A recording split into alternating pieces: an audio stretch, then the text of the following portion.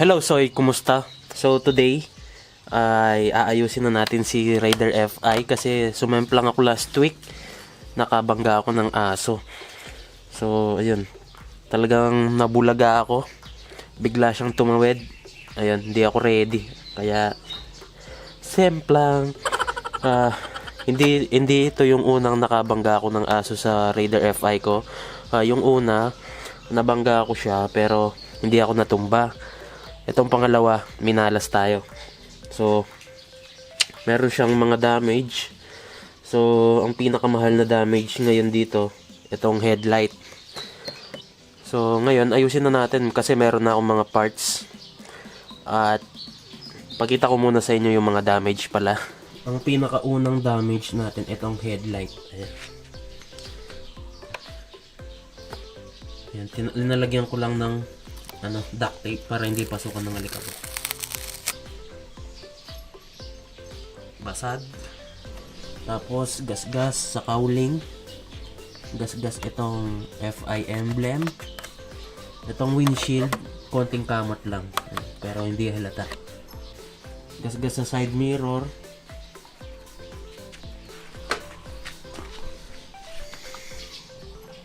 Gasgas sa clutch lever. Pero at konting gasgas dito sa bar end na hindi naman halata rin. Ito lang yung mga halatang gasgas, side mirror at lever. So tapos sa ibaba, na bend yung shifter natin. Ayan, nayupi. So buti hindi sumayad dito sa makina. Yung makina natin wala namang gasgas. Ayan, wala siyang gasgas. Tataka nga ako ba't dito nagasgas. Ayan, konting gasgas dito. Ayan, mga minor gasgas lang. At konting gasgas dun sa dulo ng center stand natin. At hindi naman siya na-disforma.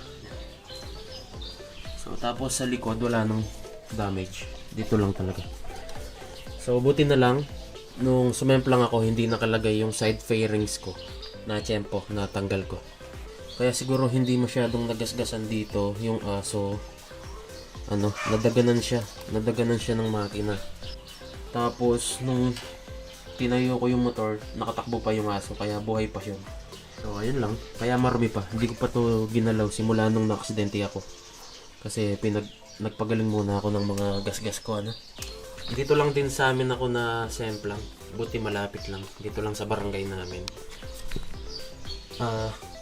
Bagong palit lang yung coolant at change oil kaya tinest drive ko lang siya. Ayun, sumemplang pa.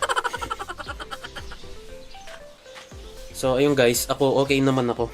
Wala naman mga major na injuries. Mga gasgas lang. Dahil malapit lang dito sa amin. Tinetest drive ko lang talaga siya kasi bagong change oil at bagong palit yung coolant. Kaya naka-short lang ako at naka-t-shirt. Ayan, tapos hindi ko dala yung camera ko kaya hindi ko na videohan. Buti hindi nasira ulit yung natin. Yung mga steering race natin. Itong headlight, ayan, umaandar pa naman lahat ng mga ilaw niya.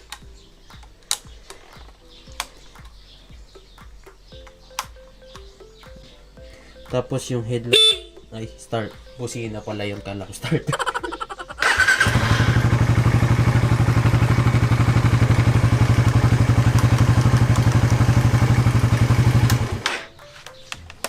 So ayan. Dito na tayo sa mga bagong pyesa.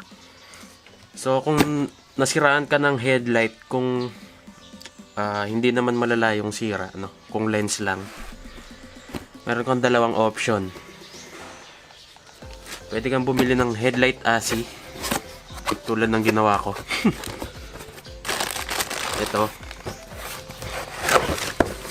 Ito sigurado original lahat, pati itong lens.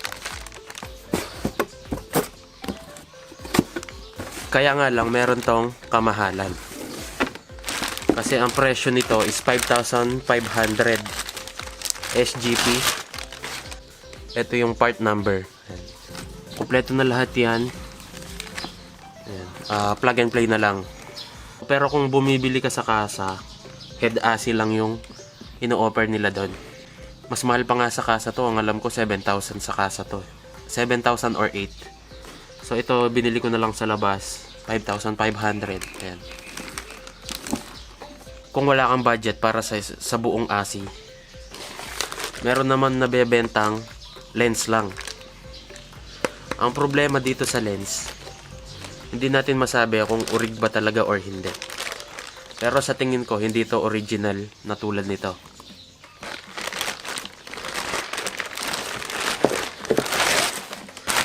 So, dapat ito lang yung bibilhin ko, kaso nagduda ako kung orig or hindi. Dahil, dito sa parts catalog natin guys, ayan, meron akong parts catalog ng Raider FI. Walang nakalagay na lens lang.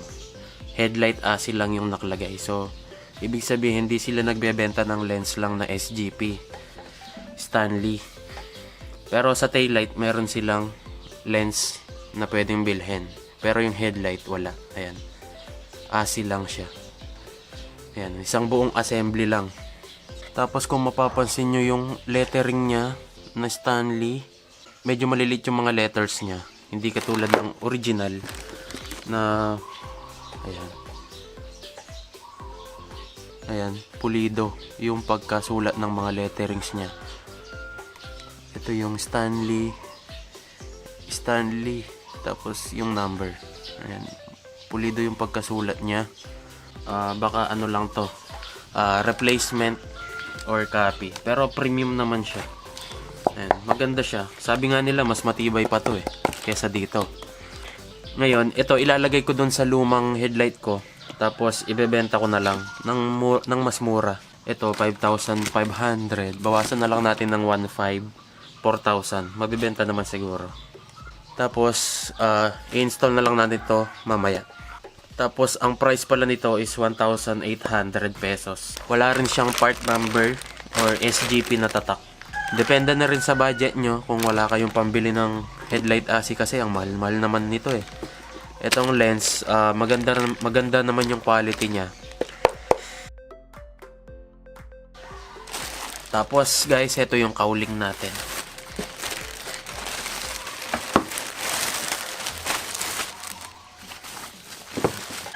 Ito yung kanyang part number. So, ang presyo ng cowling, 1,200 pesos. SGP. Tapos, meron akong isang side mirror na SGP din.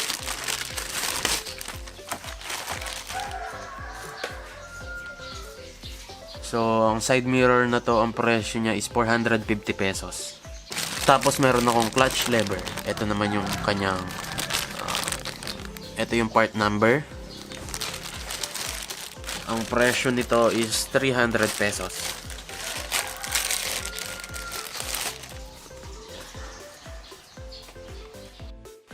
Tapos, ito yung FI emblem. Ayan yung part number. Ang presyo nito is 80 pesos. SGP din. Tapos, meron din akong SGP na decals para sa cowling. Ayan.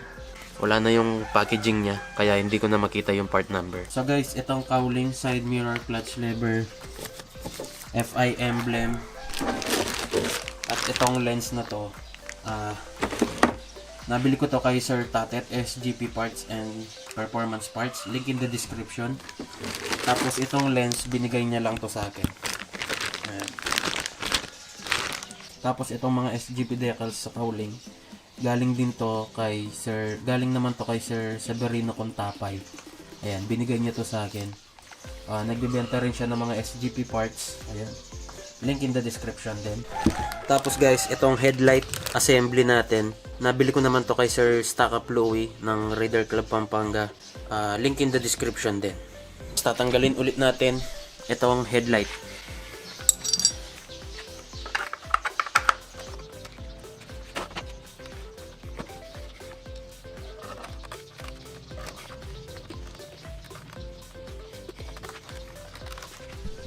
So, ito yung sirang headlight natin. Ayan. Wala naman damage dito sa likod. Ngayon, tanggalin muna natin itong odometer. tayong screw dito. Okay. Dumi.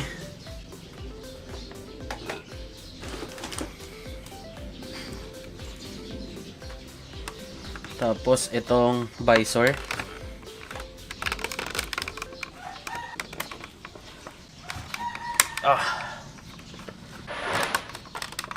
Yan. So ito yung visor natin. Wala naman siyang damage sa mga pins niya. Tapos yung headlight.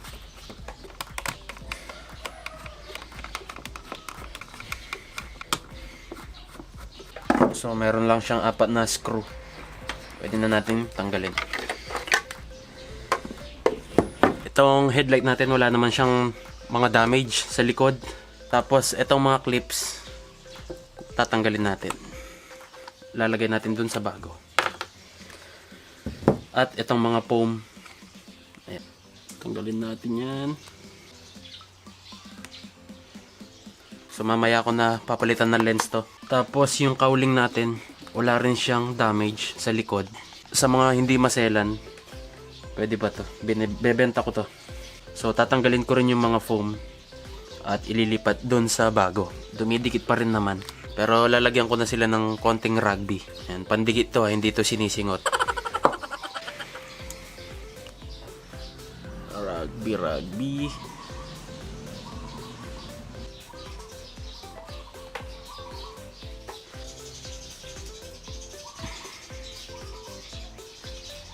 So patuyuin lang natin ng konti.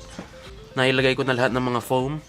6 dito sa likod, 2 dito sa harapan. Ayan. So ang gamit ng mga foam na yan para hindi kumalampag yung head natin, para hindi sila magbungguan, para silang damper. So kung nakalagay ito, ayan, diba, kapag nagba-vibrate yung motor, sila yung nagda-damping ng ano natin, vibration sa ano, para hindi umingay. So kung wala to, baka umingay yung head natin dahil magbabanggaan yung mga parts. So ngayon, assembly na ulit. Cowling, mamaya na yung mga decals.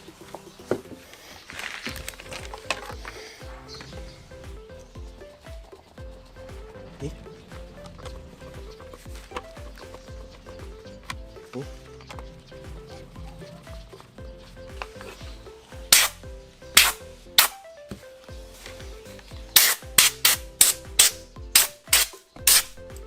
Ngayon guys, ilagay naman natin itong visor.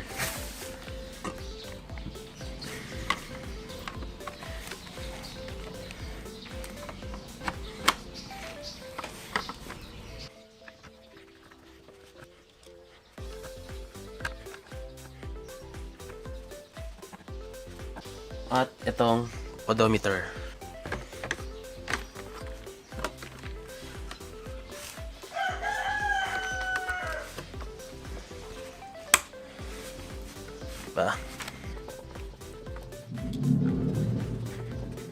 So ngayon guys, ilagay na natin yung FI emblem at mga decals sa gilid. Punasan lang natin ng konting alcohol yung pagdidikitan natin. Ayan, konti lang para matanggal yung mga oil at kung ano-ano pa, dahil pinaghawakan ko to kanina. Yan, tapos punasan ulit ng tuyong bulak. Gagayahin lang natin yung pwesto nito. So ganyan. So tatanggalin lang natin yung unahang part. Ayan, meron na siyang cut out. So ayan, tapos dahan-dahan lang nating tatanggalin yung sa likod.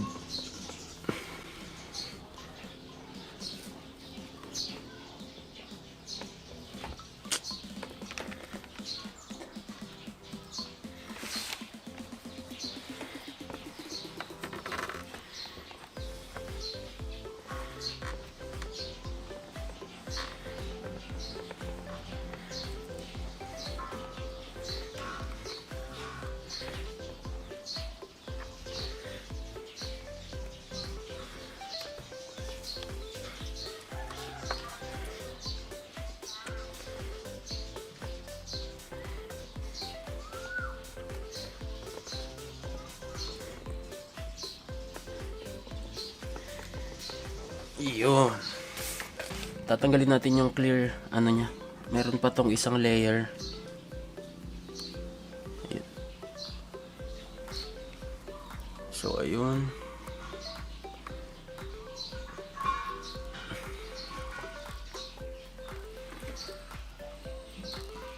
At ayan.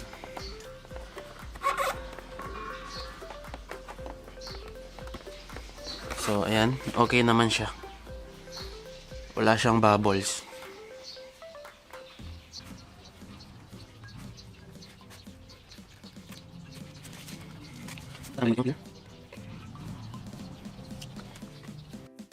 So yung FI emblem natin, dito siya nakalagay.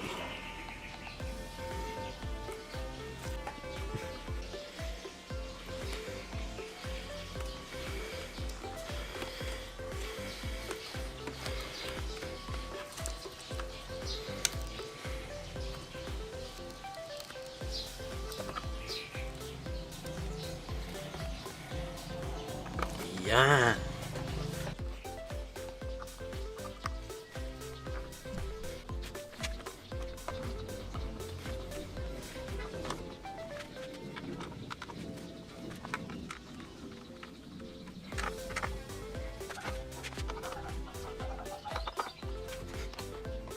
So, ayan guys. Testingin muna natin. Baka hindi umaandar.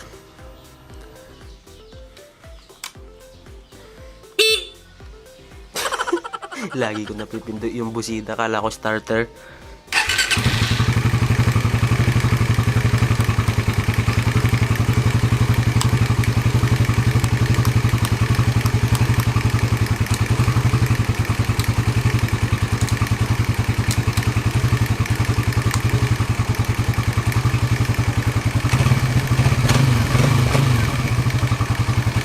Ayan, umingay na naman yung makina ko. Lumalagitik na naman. Lumalagitik na naman siya. Ayun, nawala na. Nawala. Kasi bagong start pa lang pala. So, maandar lahat. Ayos. Tapos, ito na yung bago. Nilagyan ko na rin ng grasa. Para smooth lang. Ayan.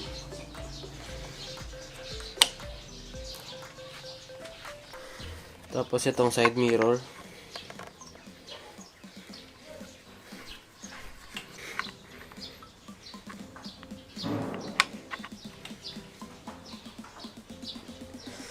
Yan.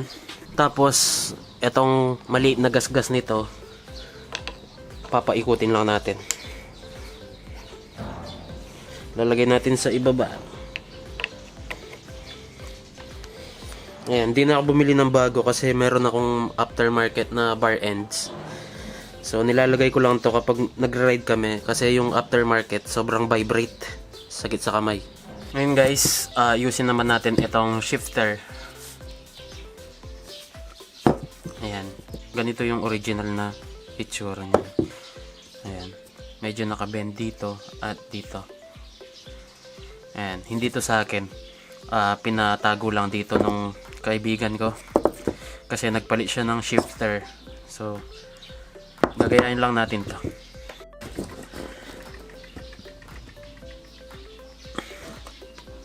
Yun.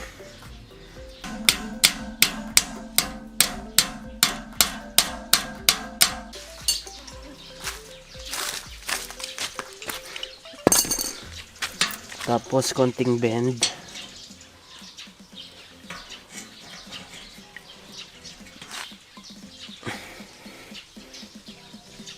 Iyon. So sa tingin ko okay na yan. So ayan guys, testingin natin. Ayan guys, okay na to para sa akin. Ayan, konting martilyo lang at diskarte. So ayan guys, ayos na. Yes, ngayon magpalit naman tayo ng lens dun sa lumang headlight ko para makita nyo kung paano magpalit. Ngayon guys, ito yung mahirap sa pagpalit ng lens, ang pagtanggal. So Dahil meron tong pandikit dito, kasi water sealed to, hindi to napapasukan ng tubig. Yung ang mga signal lights natin meron silang o-ring. So para matanggal ko to, gagamitan ko siya ng heat gun. Ayan. So papainitan lang natin yung glue, tapos hugutin natin tong lens. So bago natin pa initin, i-unlock lang muna natin itong mga lock niya. Ayan.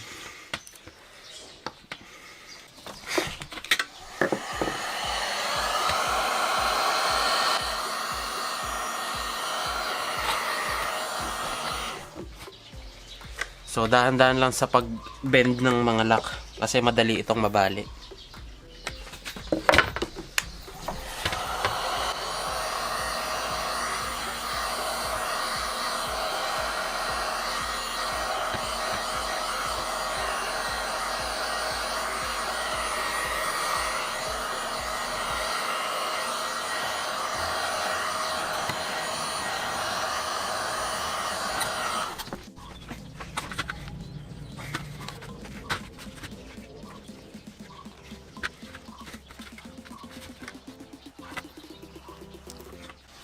So ayan, gumagalaw na ng konti.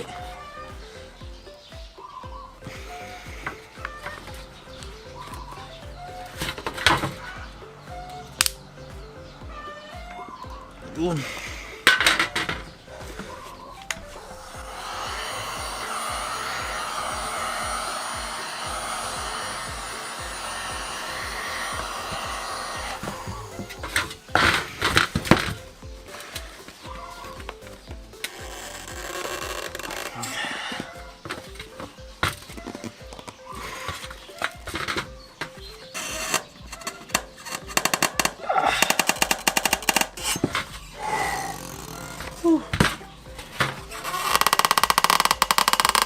Ayun.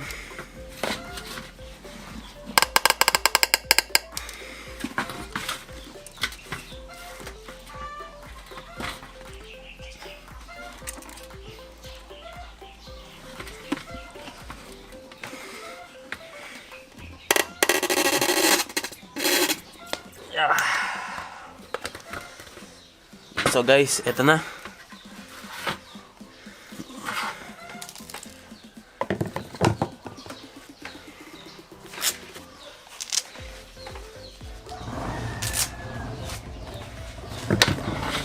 So ayan, iwasan lang natin hawakan itong mga reflector natin kasi matakaw sa fingerprint yan. Tapos tanggalin yung mga dumikit na epoxy. So ito yung lumang lens natin. Ayan, nabasag yung mga nasa gilid kasi ginamitan ko siya ng flat screwdriver. Ayan, sira din naman yan. Ayan, tapos iwasan din hawakan yung lens sa loob para hindi magka-fingerprint. So ngayon, ibabalik na natin. Nagka-epoxy siya dito. Ayan. Ito yung bagong lens. Ayan. So meron pa rin namang natirang epoxy pero hindi na ako 100% sure na water sealed pa ulit to. So, ayan guys, ibalik lang yung mga lock.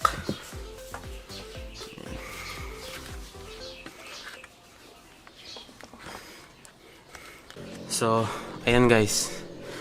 Ang problema lang, yung dalawang lock dito sa gilid niya, hindi na siya umaabot.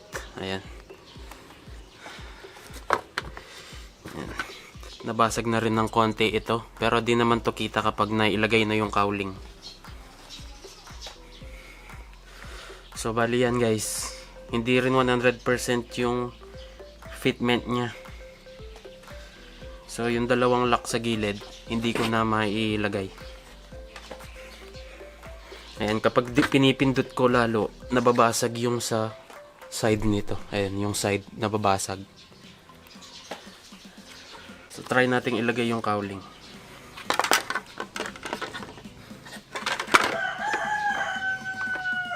So ayan, pero yung cowling sakto, di ba? So So guys, for sale itong headlight na to. Ma-under lahat. High and low sa mga walang budget na nasiraan ng headlight. Ayan. PM nyo lang ako. Pati itong cowling. Tapos hindi natin maiiwasan na may mga ma-damage dito sa part na to. Ayan. Dahil sa flat screwdriver. So ayan guys. Okay na siya ulit. Parang walang nangyari. No?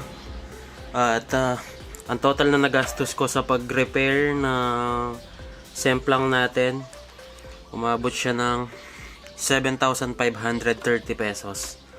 Maraming salamat sa mga nag-sponsor. So hanggang dyan na lang guys. Kita-kits sa susunod na vlog.